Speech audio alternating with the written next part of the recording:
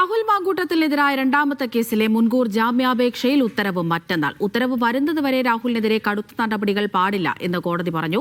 കേസിൽ തിരുവനന്തപുരം സെഷൻസ് കോടതിയിൽ വാദം പൂർത്തിയായി. സിജോ വി ജോൺ വിവരങ്ങൾ നൽകാനായി ചേരുന്നുണ്ട്. സിജോ, കടുത്ത നടപടികളിലേക്ക് കടക്കരുത് എന്ന് കോടതി പറയുമ്പോൾ അത് അറസ്റ്റ് തടയുന്നു എന്ന് തന്നെ മനസ്സിലാക്കാമോ? അതെ, അറസ്റ്റ് ഉൾപ്പെടെയുള്ള നടപടികളിലേക്ക് കടക്കരുത് എന്നുള്ളത് തന്നെയാണ് ഈ കോടതിയുടെ നിർദ്ദേശം എന്ന് തന്നെയാണ് നമുക്ക് വിലയിരുത്താൻ പറ്റുന്നത്. നമ്മുടെ പ്രതിഭാഗം അഭിഭാഷകരോട് ചോദിച്ചപ്പോൾ അദ്ദേഹം പറയുന്നത് കടുത്ത നടപടി എന്ന് പറയുന്നത് അറസ്റ്റ് തന്നെയാണ്, അറസ്റ്റ് തടയരുതെന്ന് തന്നെയാണ് കോടതി ഉദ്ദേശിച്ചേക്കുന്നത് പറയുന്നു. പക്ഷേ പ്രോസിക്യൂട്ടർ വ്യക്തമാക്കുന്നത് അത് അറസ്റ്റ് തടഞ്ഞു എന്ന് പറയുന്നില്ല എന്നുള്ളതാണ്. അപ്പൊ അക്കാര്യത്തിൽ വ്യക്തത വരേണ്ടതുണ്ട്. പക്ഷെ നമുക്ക് ഇതിൽ നിന്ന് മനസ്സിലാക്കാൻ സാധിക്കുന്ന പറയുന്നത് അറസ്റ്റ് ഉൾപ്പെടെ പാടില്ല എന്ന നിലയിൽ തന്നെയാണ് കോടതി നിർദ്ദേശം നൽകിയിരിക്കുന്നത് എന്നുള്ളതാണ്.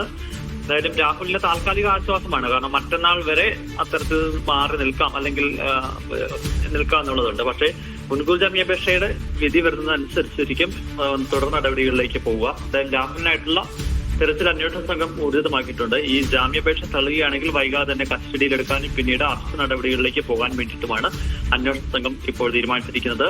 അതിനെയാണ് ഈ യുവതിയുടെ മൊഴി അന്വേഷണ സംഘം രേഖപ്പെടുത്തിയിരിക്കുന്നത്. അതിക്രൂരമായ പീഡനമാണ് രാഹുലിന് നേരിടേണ്ടി വന്നതെന്നുള്ളതാണ് യുവതി പറഞ്ഞിരിക്കുന്നത്. I want you rape U എന്ന് പറഞ്ഞുകൊണ്ടാണ് രാഹുൽ മാങ്കൂട്ടത്തിൽ ആ പെൺകുട്ടിയെ പീഡനത്തിന് ബലാത്സംഗത്തിന് ഇരയാക്കുകയൊക്കെ ചെയ്യുന്നത്. അതിനുശേഷം പിന്നീട് വിവാഹം കഴിക്കാൻ പറ്റില്ല എന്ന് പറഞ്ഞ് ഒഴിവാക്കുകയും ചെയ്തു. പിന്നീടും ഈ സ്ത്രീയുമായി ബന്ധം പുനഃസ്ഥാപിക്കാനുള്ള ശ്രമവും രാഹുൽ നടത്തുകയും ചെയ്തു. പല ഘട്ടങ്ങളിലും പിന്നീട് ഈ പെൺകുട്ടി രാഹുലിന്റെ ഫോൺ എടുത്തില്ല. അപ്പോൾ അതിനുശേഷം അസഭ്യം പറഞ്ഞു.